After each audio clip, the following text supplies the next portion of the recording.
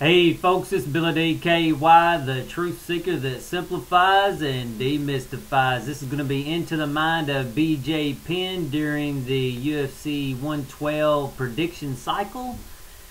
Preliminary stuff. I talk about the repeating pattern I see in any fighter, regardless if it's flattering or not. It's not meant to be insulting or degrading. It's meant to be educational. A good fighter would hear what I say and use it to improve himself. So I'm not a disrespectful person in general, so I'm more of a learner, and sometimes when you're learning it can be very disrespectful. So again, don't take all this stuff too personal. Okay, and if I'm talking about your favorite fighter, then use it. You know what I'm saying? So yeah, my favorite fighter, I would like to see him be better, and he's pointing out something. So anyway, here's the two patterns that I constantly see in BJ Penn, and a lot of times, let me start off too. A lot of times I don't point out. Let's just get on with it. BJ Penn's defining characters. You see a lot of feminine in BJ Penn, and again, I'm not talking about gay. It's more of a yielding kind of thing. You also see he's very straightforward, which combining those two things together is really, there's a lot of power in that. So you're gonna see that throughout as I talk through this, you're gonna see that, I think. Okay, so let's notice how BJ Penn comes straight at you. He doesn't use any kind of cleverness. He doesn't use Machida kind of striking, which I think he should use some of it, really. But he's so quick, you don't have to. You know, being straightforward and feminine really gives you a lot of power that a lot of people underestimate, and especially the male-minded kind of person. So, okay, notice too also the feminine part of it. He lets you sort of try to do whatever you want to do, and he's got so much talent you can't really do whatever you want to do. He's like, we'll stand if you want to stand. If you want to try to take me down, we'll play them. And then occasionally you'll see him start. He'll kick in a little bit of his manhood and take control, like when he finally took Kenny down, and finally when he said, you know what, I'm putting Diego out of here. So he sort of lets you do whatever you want to do, and that's sort of the feminine. But occasionally the manhood comes up and he ends the fight, which I personally think he needs more manhood myself. I don't know, maybe I shouldn't even say this, but he needs a man in his life, or he needs to find his manhood within himself. And you've seen this back in the day when his dad, he basically was just going to sit around and loaf in Hawaii, basically. He didn't have nothing he needed to do or had to do. And his dad made him get out and do this martial arts stuff or MMA. And it's a lot like a dog, if you don't give a dog direction, a lot of them just sit around the house, won't do anything, whatever you want to do. And it's sort of like that with women too. But so anyway, he needs leadership, and I think he needs to find it within himself. And I think as he finds his manhood, which it seemed like in the last video he's starting to become a little more stately and finding his manhood. So anyway, BJ's first fight in Hilo, which we've seen this in one of the countdown UFCs. After the boys down the hill in Hawaii had fought and everybody else, they asked him if he wanted to fight, and he said, I was just waiting for you to ask.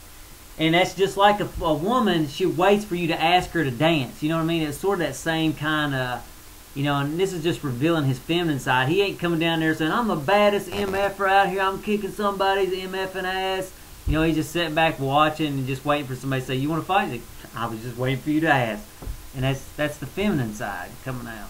And again, it ain't meant to be disrespectful. If you think so, you really don't understand the feminine. You got a lot to learn. BJ's white belt BJJ match, I seen this a long time ago. Like I say, BJ was a beginner and the other guy was super aggressive, and BJ was just like a wet noodle, sucking in that guy's energy and just managing him and without force. And again, it's just the feminine style. So again, the feminine just keeps coming out. BJ Penn versus Matt Hughes, the first fight. And I said this, I don't know if I said it before or after. If you want to beat a man's man, which that's what Matt Hughes is, he's a man's man, all you have to do is get a woman. Look at every day, all these manly men that walk around this world. Who always dominates them? A womanly woman. So BJ's style was tailor-made to beat Matt Hughes. Matt Hughes' manly style. And so anyway, Also notice how BJ was straightforward in facing Matt Hughes. He didn't use any tricks, no cleverness, none of that, blah, blah, blah. And here's what Lao Tzu said. Soft and weak overcome hard and strong, which I think most of us, we looked at B.J. Penn back in that fight, we said he was soft and weak, and Matt Hughes would be hard and strong. And so that was Lao Tzu who said that over 2,500 years ago. Okay, so what's the correct balance between the masculine and feminine? And here it is. It's 85% feminine and 15% masculine. And you see this too in Christianity, where they say keep the Sabbath holy. Well, that's a manly day. You're exhorting your will over your spirit for that one day, which that's about 14 or almost 15%. So you see it everywhere if you really start looking. Here's a couple other sayings. Know the strength of man, but keep a woman's care, Lao Tzu. So he's telling you, know the strength of man, but you keep the woman's care. And that's the 85-15% split.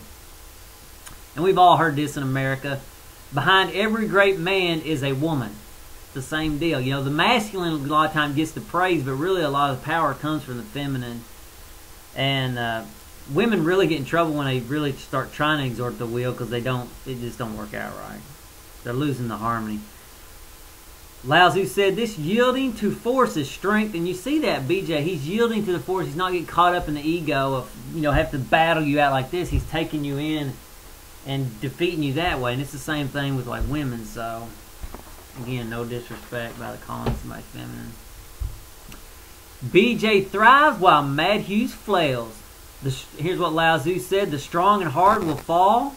The soft and weak will overcome. So, for a while you can exhort your will over life, but to really exhort your will over life for a long period of time, you have to be soft and weak. You notice BJ is thriving now. He's at the best BJ we've ever seen. Mad Hughes is the worst Mad Hughes we've ever seen. And it's no disrespect to Mad Hughes, it's just his style, If you're bully-mindedness or forcefulness, you're not going to go as far. The feminine goes further, and the straight and forward achieves more in the long run. Here's what Lao Tzu said. Return to the state of the uncarved block, Lao Tzu. And basically, yeah, if you want to go further, be gentler. And you're going to see it too, I think, with GSP. GSP's sort of clever. I don't think he'll go with... let me skip that. Let's get on there. The feminine is very aware. More awareness in the octagon and outside of it. When fighting Joe Daddy, he could see Joe's wife suffering. So he was sitting there fighting Joe Daddy. He's whipping Joe Daddy's ass, but he's looking over and seeing his wife suffering. He's like, I'm sorry, baby. But I mean, he didn't say it out loud, but he said on the video that, I'm sorry, baby. I'm gonna have to put him down, So, so anyway, and I was at a bar one night, and it was not a bar, but it was sitting at the bar at Outback Steakhouse.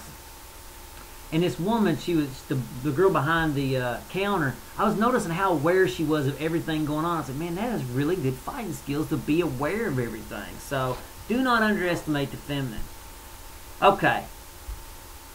Like I said before, I believe BJ's really too feminine, and he couldn't stand up. Like, give you an example in The Ultimate Fighter, he couldn't stand up to Andy Wang without blowing up. You couldn't just go to Andy and say, look, Andy, you're being male-minded, blah, blah, blah. He had to blow up to deal with Andy, and so really, BJ needs to, like I say, he needs to find more manhood in himself. Like I said, he's acting more like a woman than a man. Also, notice it's easy to get under BJ's skin or into his mind. You can insult him pretty easy, and he blows up, and that's the same way with women a lot of times. You got to be real careful what you say because they blow up so easy.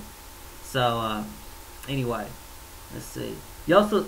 It's also why he isn't good at wrestling, which wrestling is basically about being manly and controlling.